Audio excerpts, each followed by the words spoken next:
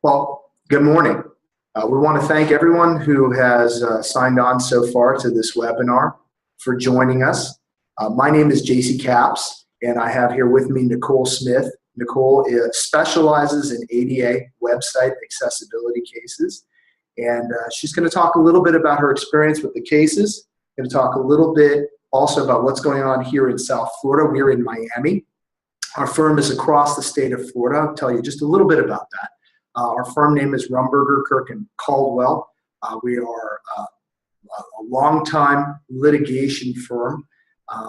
Each one of us has the ability to go into court, try cases, and litigate on behalf of our clients. I've been with the Florida Retail Federation for a number of years and chairman of a subgroup of the Retail Federation called the Chairman's Circle, and have been very involved for many years.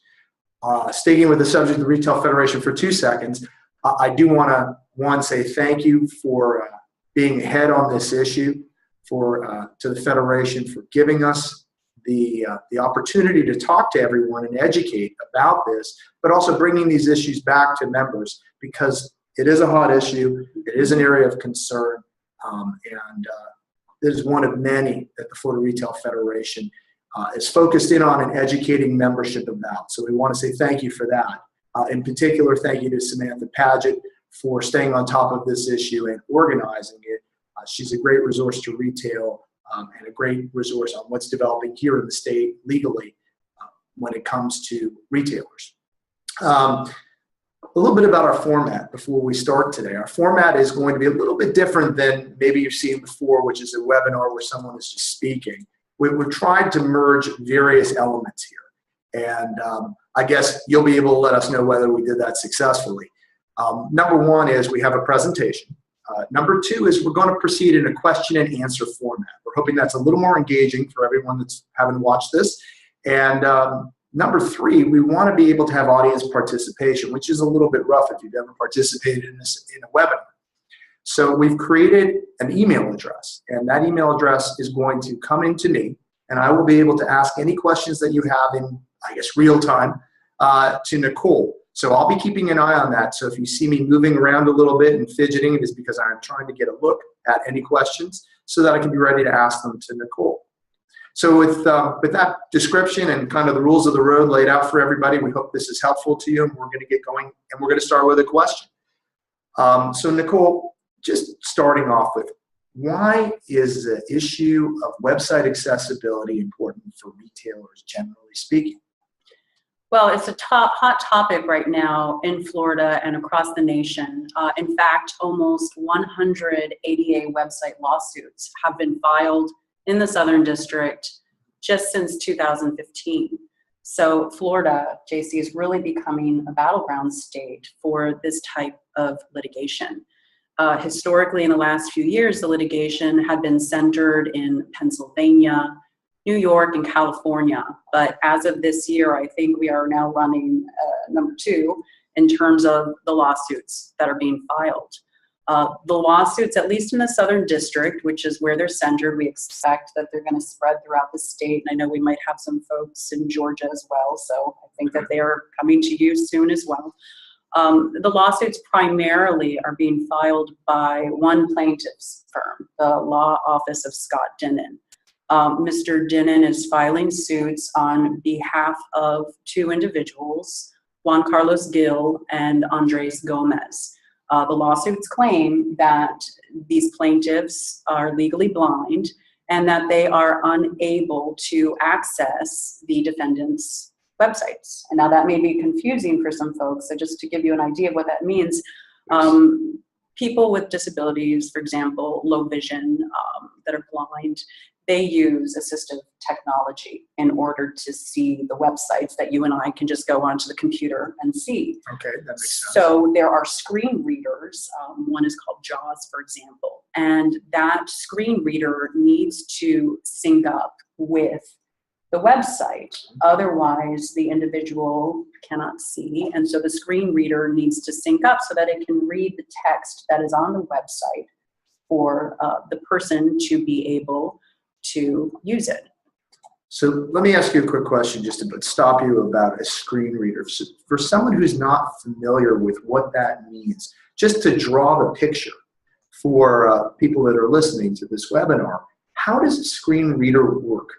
So it's a device that the individual will hold, and it will, for example, if there is an image, a photograph on the website, the screen reader will link in if the website is properly coded and it has, for example, an alt tag. So if there's a photograph on the defendant's website of a motorcycle, the screen reader will read the caption, which is going to be text, which is a description saying black motorcycle or whatever. It could be longer, it could be more detailed, but that gives you an idea of how, in a very base sense, these screen readers function with websites. So they literally read. They will read, but they cannot read if your website is not properly coded.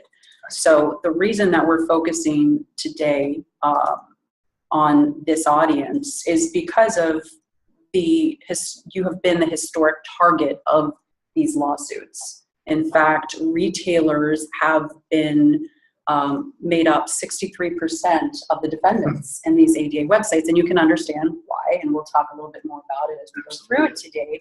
Hospitality, restaurants, you are also up there in terms of being target defendants. So that's why it's important for you as a group to be aware of this litigation, because a lot of folks, frankly, have never heard of this before and get a little bit bewildered when you say that a website needs to be accessible. So we're hoping today we can provide you with an education, some background as to what's going on with this litigation and steps you can take to avoid it.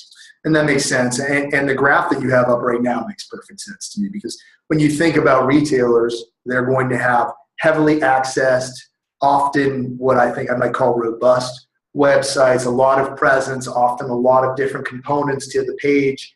And so they are an easy target, assuming they're not accessible, an easy target for a plaintiff lawyer. Absolutely. That makes a lot of sense. So focusing in now, I know you've done a deep dive into the subject. I know you've learned a lot about the prior litigation that's gone on. How are defendants that you've seen that have been involved in these matters so far handling cases? Well, it's interesting. We have been monitoring these cases for many months now, and they are not being litigated. Most defendants are settling these lawsuits, and they're settling them early, which for anybody who's been involved in ADA lawsuits in traditional brick and mortar claims may understand why, because they can get expensive. So obviously people settle lawsuits because they don't want to litigate. Litigators know that the lawyers do very well and everybody else comes up short. So avoiding litigation is a primary reason, of course, that we think defendants are settling. But this is a particular legal landscape. In fact, it's very confusing, and we're going to talk about why that is and why plaintiffs are, who are very entrepreneurial, are able to bring these lawsuits and make some headway and force some of the defendants to settle.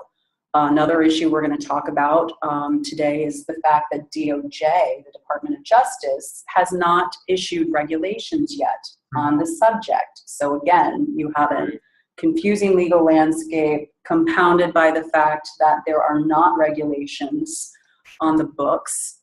And lastly, we do want to talk about the fact that for some of you, it may be good business in order to make your websites accessible so that you can reach all the customers that you want, including a very large population out there that has disabilities.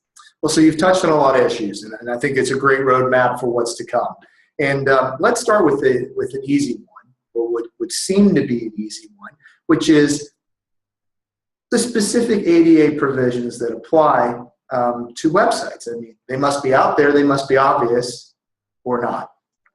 Not. Okay. There are no specific provisions right now in the Act or the regulations that apply to websites expressly. However, DOJ and some of the courts have read Title III, which is what covers retailers, hotels, restaurants, because you are private entities that are considered a public accommodation under the Act. So again, public accommodations, there are 12 categories, but for today's purposes, restaurants, retail stores, shopping center, grocery stores, and hotels are included in the Title III definition. And from a very, base standpoint, the policy behind the ADA is that no individual shall be discriminated against on the basis of disability and full and equal enjoyment of the goods, the services, facilities, privileges, advantages, or accommodations of, and again, the key language, any place of public accommodation. So the real question that the courts are facing today is whether or not a business's website is considered a public accommodation under the Act. Because if it is, then it is subject to the protections of the ADA. If it is not, then it is not covered by the ADA. So just from the standpoint of there being an element of making you scratch your head, it seems to me, as someone that comes at this issue not knowing a heck of a lot about ADA and accessibility, that websites are in cyberspace. And they've got arguably no connection to the physical world, to the kinetic world. They're unrelated. So what are the courts saying? I mean, is the court saying, yes, we have jurisdiction over websites for retailers? Some courts are, and some courts are not. The courts are divided.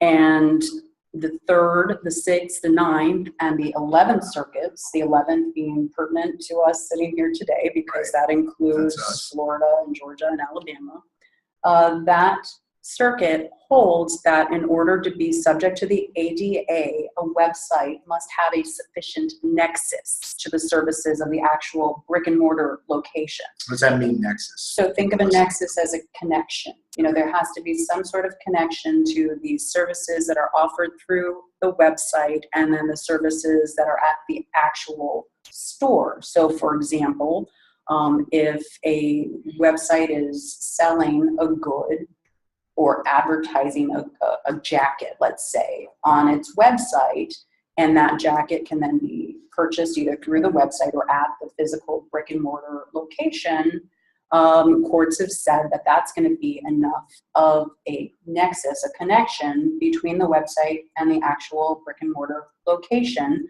so that it would be subject to the ADA. Keep in mind right now, as the present state of the law, if you're a website-only business in Florida, in Alabama, in Georgia, you are not going to be subject to the ADA because obviously there's no brick and mortar location. And so under the nexus theory, it is the brick and mortar location that is considered the public accommodation and then the website that is an extension of that. And JC, to provide the attendees, if they're interested, these are a couple of the cases that the litigants in these states would be constrained by.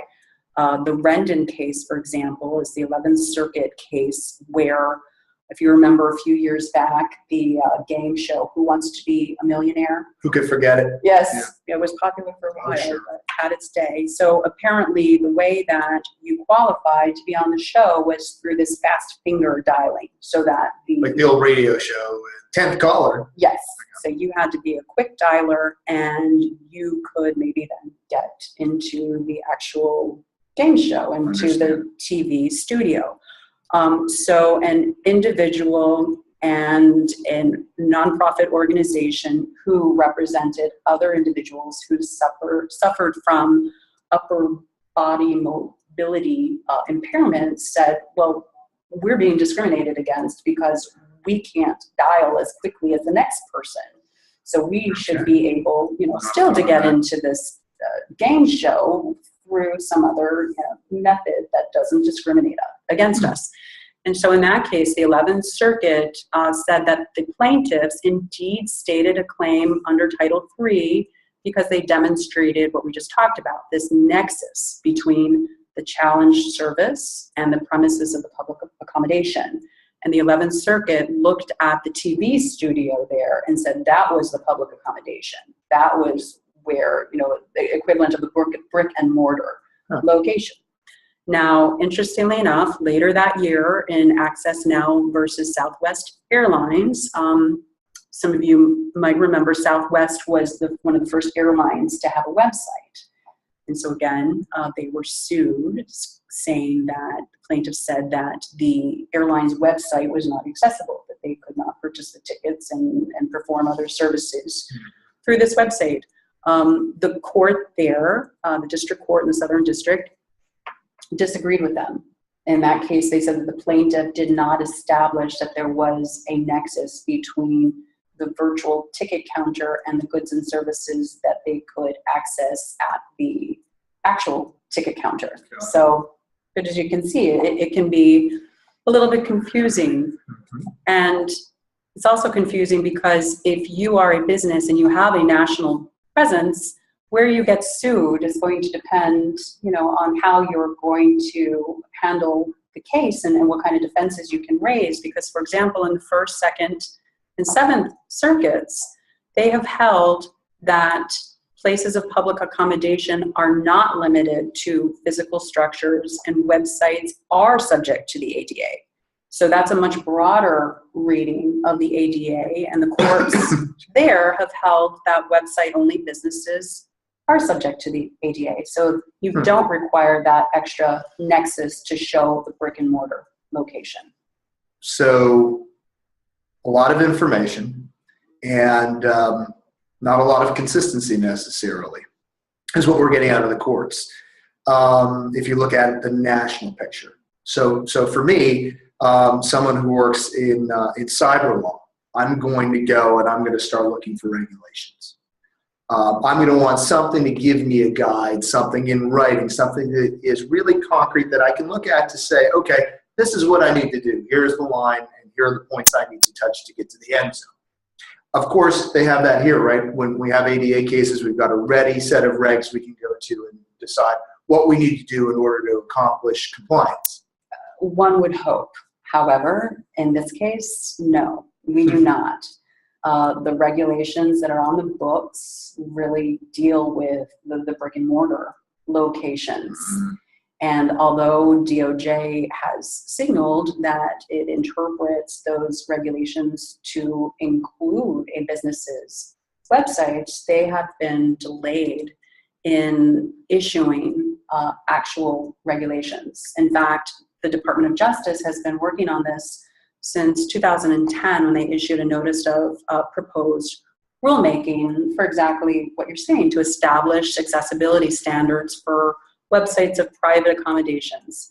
No regulations have been issued.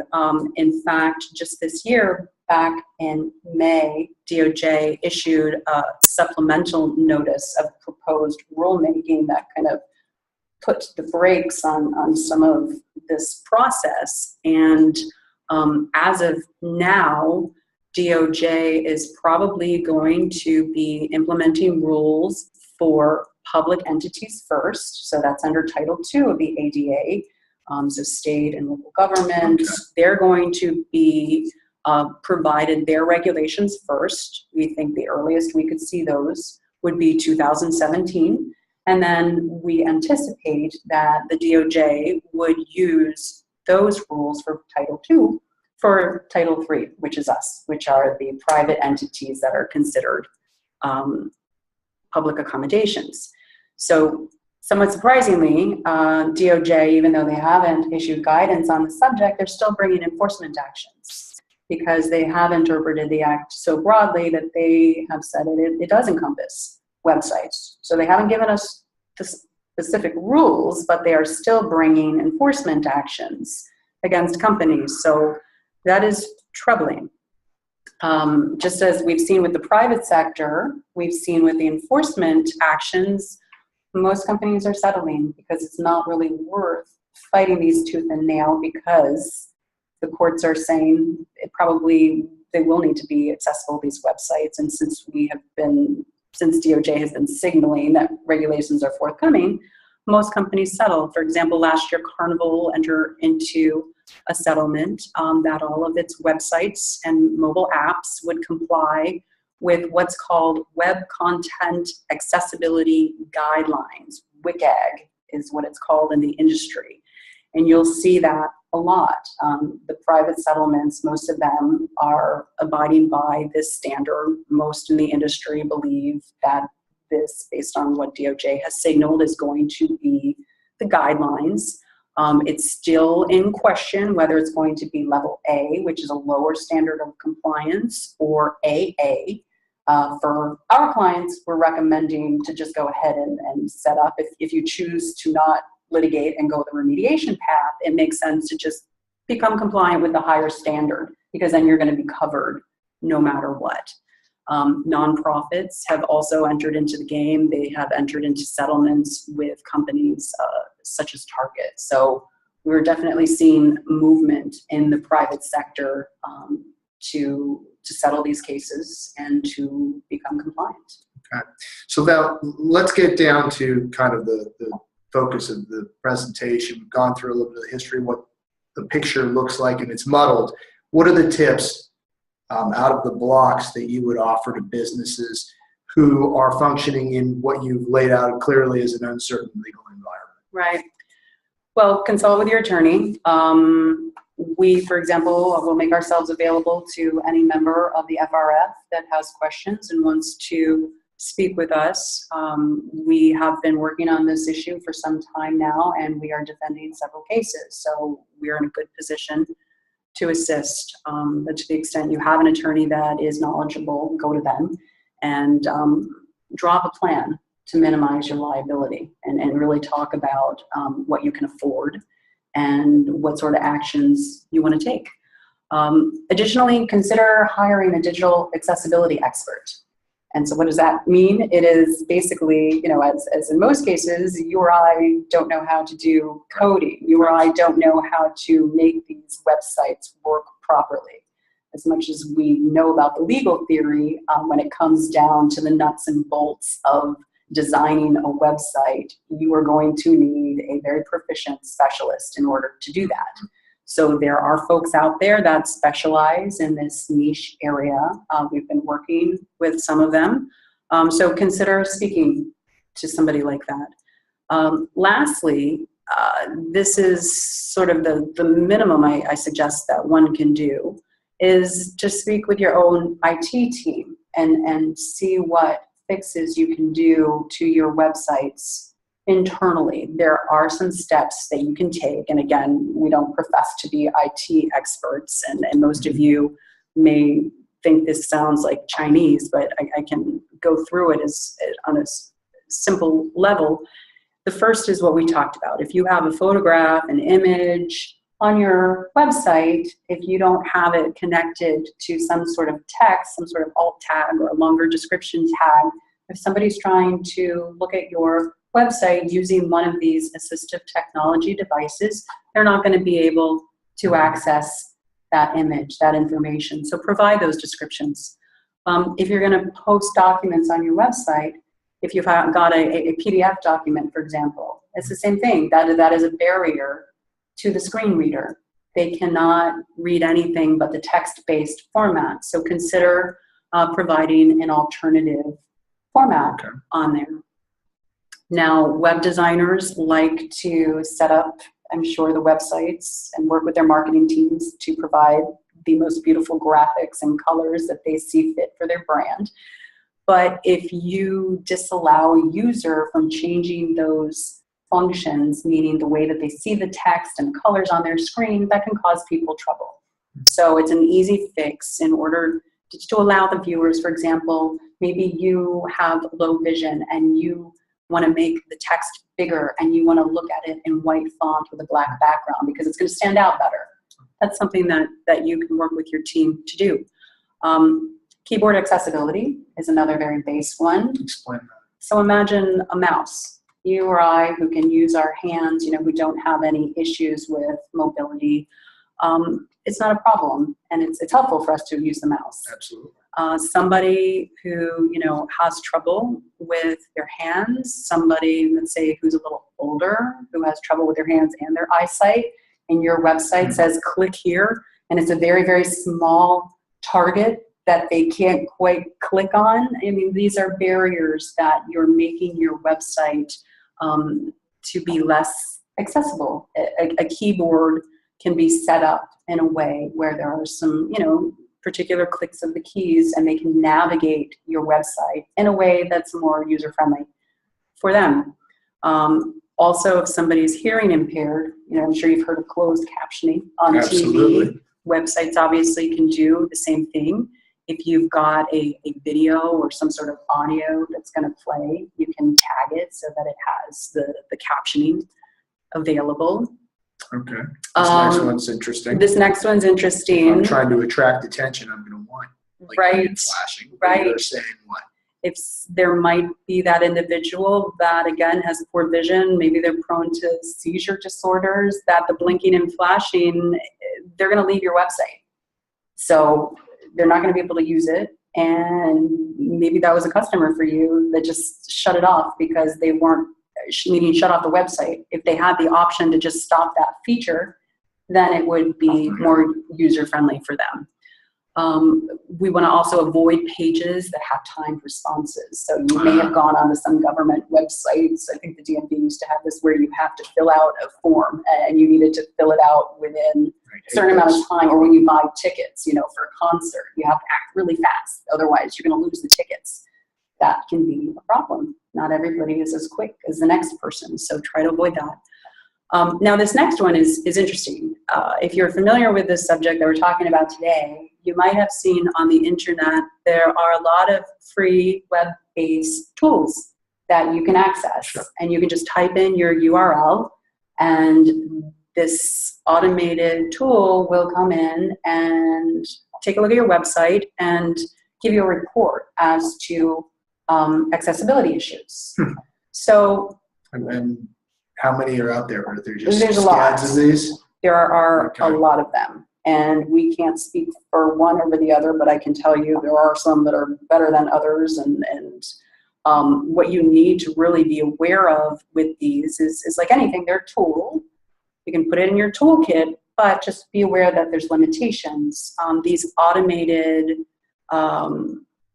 evaluations probably pick up 20-25% of the barriers to accessibility. So it's the real obvious ones, which again are good to catch, but at this point in the process, humans have not yet replaced, or I should say computers have not yet replaced humans. So it will pick up the low-hanging fruit, but it's not going to get everything. So we don't want you out there to run one of these automated tools and say, got it, now I'm accessible. Right.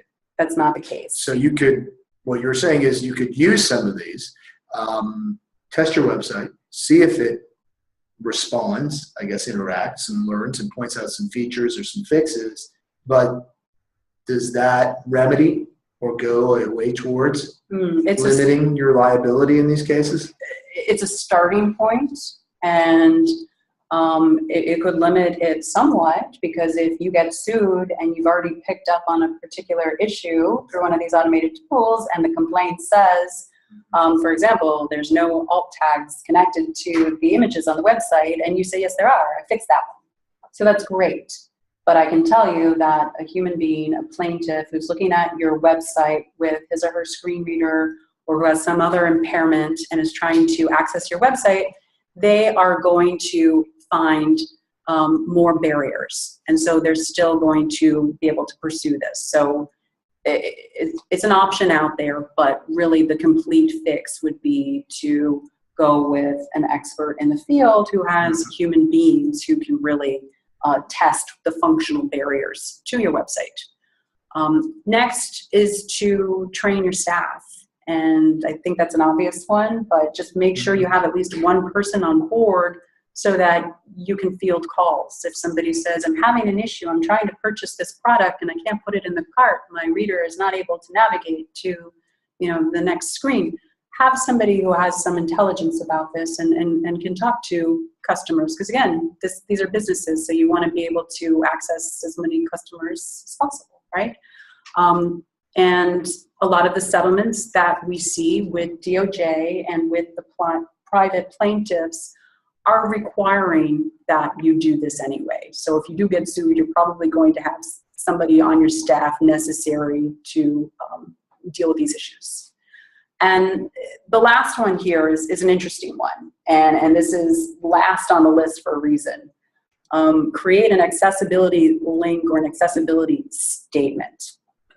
Now, so what does that mean? That means when you have made some of these changes to your website and you're in good faith actively working on this, you can post what's called an accessibility statement. And here is Hard Rock's main website. Great, good participating, wonderful FRF member. Right.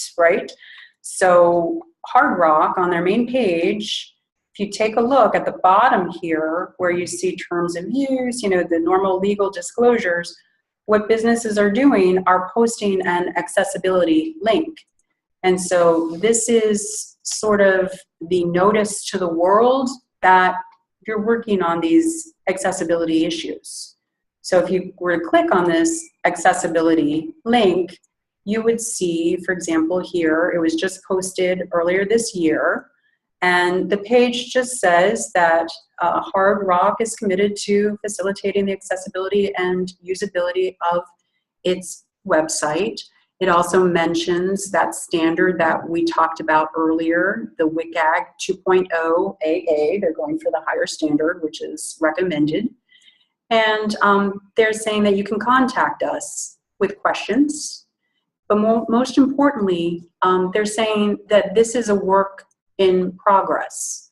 Nobody's expecting, either in these private lawsuits or even DOJ, nobody's expecting that the websites are going to be fixed overnight. This is a process.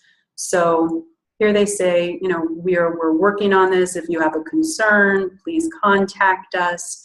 And that is your statement to the world and frankly to plaintiffs that you're working on this. So hopefully, if a plaintiff takes a look at your website and you're in the process of taking action to audit and to remediate it, they're going to say, I'm going to go on to the next company. These people are savvy to these issues. They're working on it. You would hope that the plaintiffs, care about actually going after the folks that are not complying.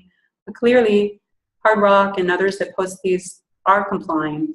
Here's just another one that we can show you. Tiffany is taking a little bit of a different direction. They still have the accessibility link, but they have teamed up with an outside vendor who full-time is working with their company in order to provide this service. They're constantly auditing and remediating, and if you were to click on these, it's going to take you to this outside essential accessibility.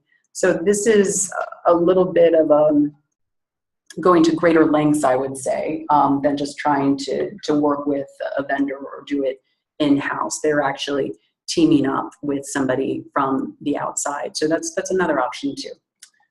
Does an accessibility statement like the examples you showed us, does that reduce? Does it eliminate? Is it some type of a shield? Explain how that interacts with what you're seeing in the field. What we're seeing is that the plaintiffs' attorneys that see companies that have these accessibility links up on their websites, more often than not, they're going to move on to the next defendant. We've got one company that got sued up in New York, and they've been working really hard to do remediation to get their website compliant, but unfortunately they didn't get their accessibility statement up in time. It was just an oversight. Perhaps the counsel they were working with didn't advise them about that step they could take. So they got sued again down here in Florida. So it is not, bulletproof vest to say that a plaintiff's attorney is not going to come after you, but there's so many companies out there. Why are you going to sue somebody that clearly is saying to the world, we understand this is an issue and we're working on it? So in terms of time frames, I don't want anybody out there to be scared. I said it's not overnight. Most of the settlements provide for compliance within a couple of years. So at least now, there's some reasonable time frames, and the same with the DOJ regs. They're not saying that companies need to become fully accessible immediately. They're saying you need to start taking steps because this is where we're going. So we talked about a lot of different ways to maybe band-aid or fix the problem is the best way I would characterize it, try to fix the problem. Assuming you're dealing with businesses that don't have a contracted way to get to that fix or the Band-Aid, they don't have an internal staff either to do it. What are you seeing with you mentioned the class of people that are resolving the cases. What are you seeing? How is it getting done?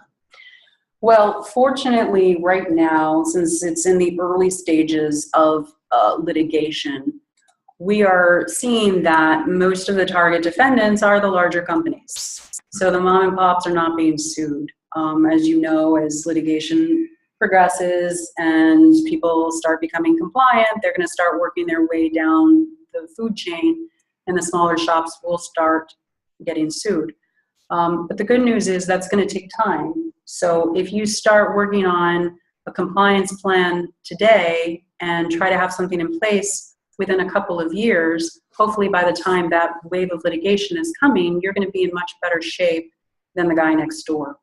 And I will say that the expert that we've been working with in particular has dealt with some of the smaller shops and understands that those folks that have a smaller budget, that can't spend $30,000 to remediate their website, they're going to have different needs. So they can help to prioritize what some of the accessibility issues are. So, for example, like the reports that we talked about you can get from these automated devices. One problem we've seen that some clients are having is they get it and it's a static report, and it could have 100 issues on it.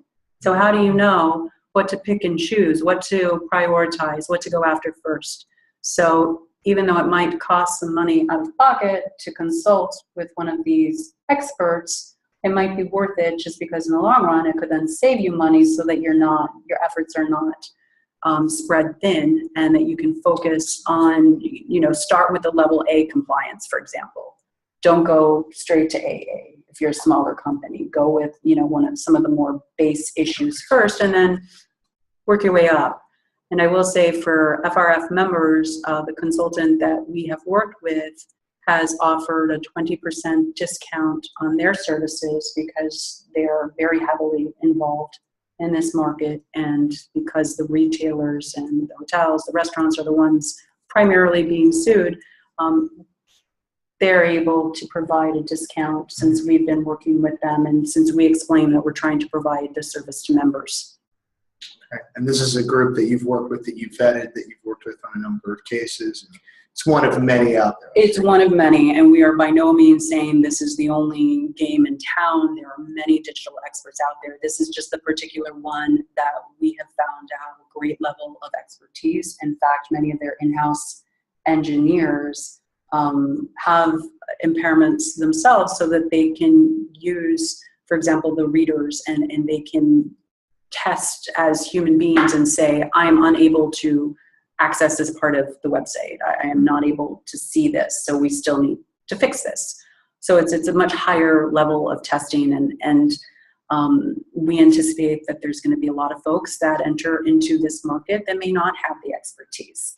It says, if you need heart surgery, you don't want to go to your general primary doctor, you want to go to somebody who's a cardiologist. So not all doctors are the same, not all IT people have expertise in digital accessibility. So whoever you speak to, just make sure that they've got a track record in this area, that they're in real time working on the front lines to resolve these issues for clients in this frame. And even when you're dealing with an expert, you had described earlier, again, some different measures that could be deployed. When you're working with an expert, is there an option for a menu approach and inviting off, the whole program, when just from a cost perspective, it's not viable? Sure.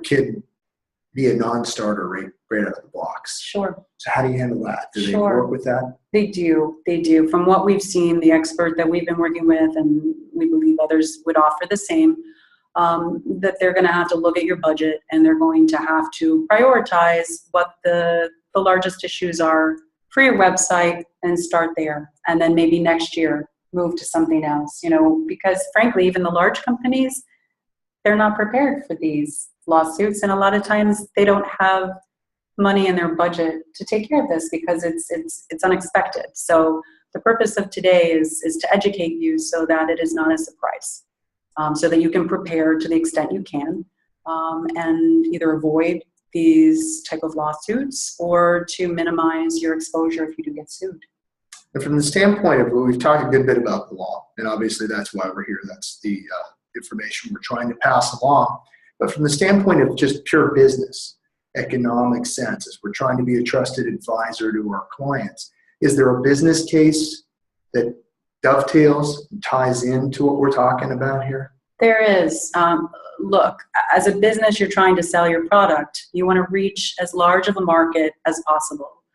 According to the World Bank, there's over 1 billion individuals who suffer from some type of disability. So imagine if your website is not accessible and the next guy's is. That next guy's website is going to be getting that next customer. So just from a business standpoint, in terms of growing your market share, you want to be first in line so that you can reach those people and you can show that you are a good steward, from a public policy perspective. Some of these plaintiffs are threatening publicity and saying that, so-and-so's company is not friendly for blind people. You don't want to be that company. You want to be out there attracting as many folks to your website and your products as possible. And especially here in Florida, keep in mind, we're talking about different type of disabilities. We have a very large elderly retiree population that is only going to get larger. So the folks that, you look at your grandmother today, she may not be able to use the website that you're on. But as we know, 5 years from now, 10 years from now, as people age and they become a little, slower, some more issues with their eyesight, things like that, and the next generation is going to be much more technically savvy when we talk about, the over 65 or 75 population. So you want to be able to reach those folks, and you want to make your website as user-friendly for those people as possible. Okay, so shape of things to come. South Florida is a hotbed for litigation, and generally what we see here is when it comes to what appears like it might become volume litigation, we see it with the bricks and mortar. They're the early adopters, but then when it seems that there's a ready market, we have some people that jump on the train. What do you see as the future here in this market for ADA website accessibility lawsuits? Do you think they'll continue? We do. We see these claims only increasing in numbers. As I mentioned, I think the first wave is going to be the largest companies because, frankly, the plaintiffs are smart and they know they've got the budgets in order to pay the attorney's fees in order to settle the cases. And I don't want to send the message that you are forced to settle these cases. We're litigators, and we are more than happy to litigate any of these cases. However, what we're saying is that based on what we're seeing, we think that the writing on the wall is clear, so it may not be the best use of your dollars to spend it paying us to litigate a case when you might, within a year or two, have to become compliant with these new regulations anyway. And with these lawsuits, as probably many of you have seen with the traditional cases, if you've got a restaurant and a patron comes and his wheelchair, there's not a ramp or a door's not automated. If a lawsuit is brought, it's not the person in the wheelchair that's going to be, monetarily getting rich off of this suit. It's the plaintiff's counsel. So these cases, it's not a surprise that they're being settled. It makes more sense at this point. There will be somebody who stands up. We've seen a couple of motions to dismiss that were filed, but then they are not actually ruled upon because the cases have settled. But there will be a few out there. I've seen some complaints that I thought, man, I could beat this. There's not a nexus. Mm-hmm. Some of them are a little sloppy. But for right now, the cases are going to keep coming. South Florida is sort of a leader in these edgier kind of entrepreneurial sort of actions. So we think it's going to spread up the state and continue in the other states as well, just as it has in Pennsylvania and California and New York. And you talked about briefly just now defending one of these lawsuits. And just from what you've gone over, it sounds like that could be a little bit complicated and pursuing a number of different avenues. What are some of the defenses that are available to someone who wants to step up and say no when they're sued? Right. So some of the defenses available, for example, if you've already started remediating your website, you could try to moot out some of the claims. If the plaintiff in his or her complaint says that I don't have keyboard accessibility to a company's website, and you say, no, in fact, we've already done that. Mm-hmm. So you can defend on a real factual basis.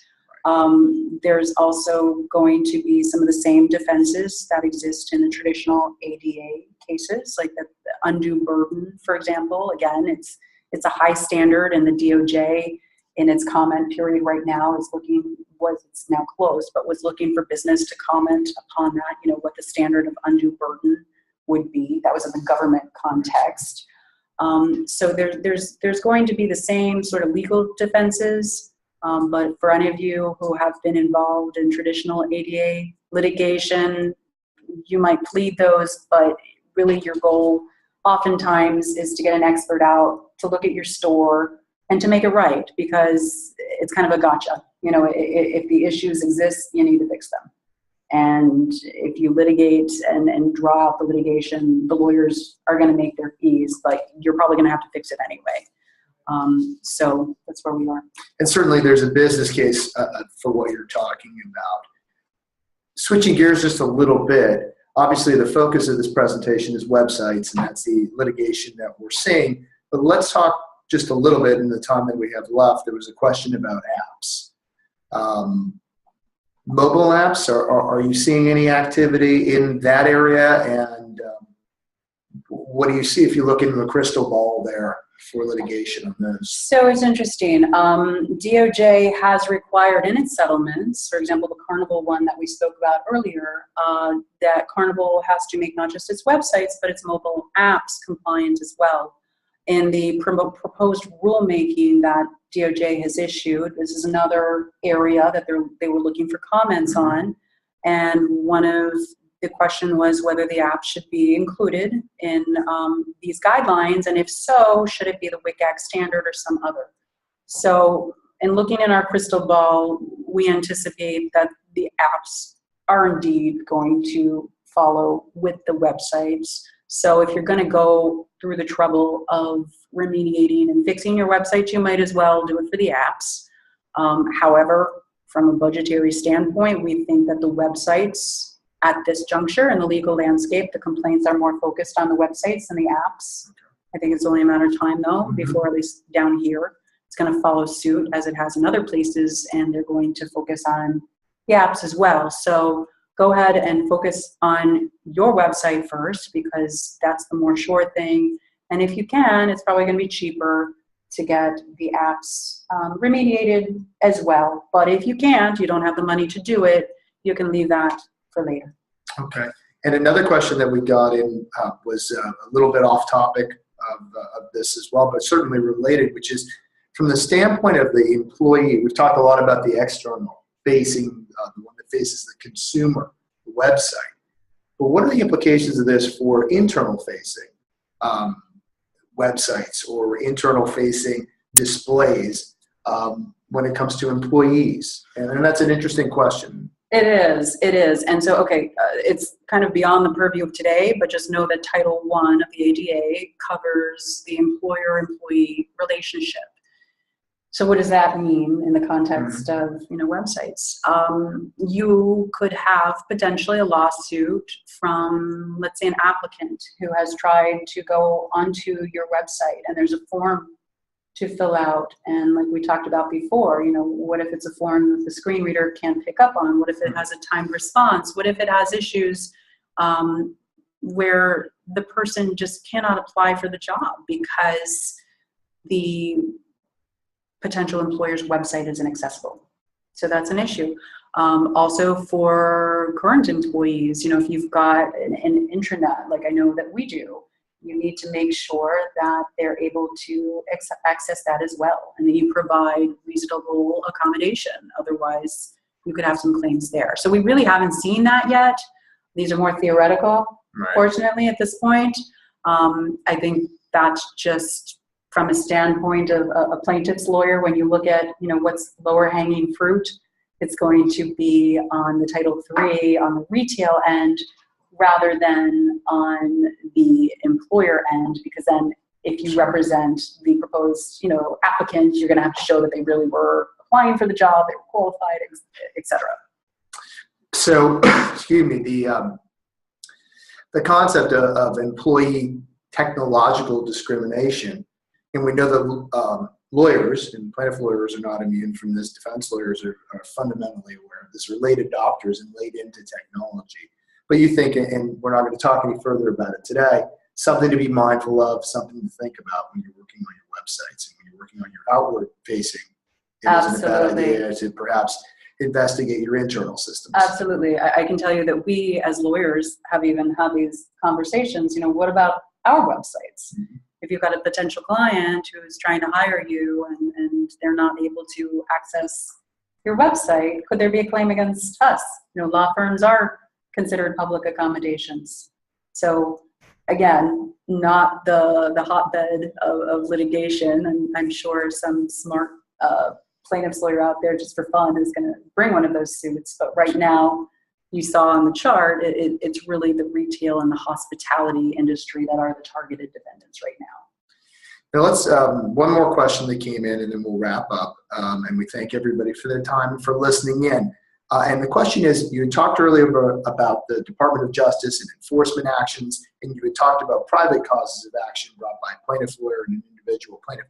Can you summarize what are the key differences there for people who really don't have that much, maybe luckily, experience? Sure. And fortunately, most of you won't, I don't think, have the DOJ have you in its crosshairs. Those are really the larger, the sort of pattern and practice discrimination lawsuits, where DOJ thinks that there's enough of a problem and it's a big enough of a company, for example, Carnival, where they want to make an example. They're not going to go after the small mom and pop website at this point for an enforcement action.